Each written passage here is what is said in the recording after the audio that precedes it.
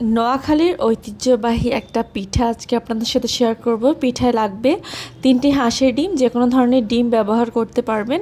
চালের গুঁড়া বা ময়দা আপনার পরিমাণ অনুযায়ী দিবেন, একটু দুধের গুঁড়া, চিনি আর সামান্য একটু স্বাদের জন্য লবণ। এরকম করে একটা ডো বানিয়ে নেবেন। তারপর এরকম করে আমরা গিয়ে আটাটাকে বেলে নিব। বেলে খুব সুন্দর করে এগুলাকে স্লাইস করে কাটতে পারেন, আপনার যে রকম ইচ্ছা ওরকমই কাটতে পারবেন। সামান্য গিয়ে পাতলাও না মোটাও না, এরকম রুটি বানাতে হবে।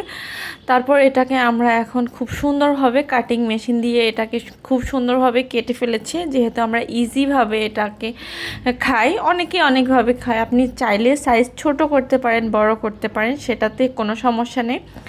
তারপর এভাবে কেটে আমরা এগুলোকে ভালো মতো ডুবো তেলের মধ্যে এগুলাকে ভেজে ফেলবো।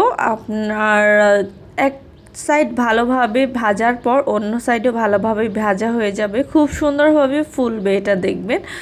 তারপর এগুলো কিন্তু মেহমান আসলে কিন্তু ঝটপট এই নাস্তাটি আপনি বানিয়ে পরিবেশন করতে পারেন মেহমানদের সামনে। খুবই মজা হবে আর খুবই প্রশংসা করবে মেহমান।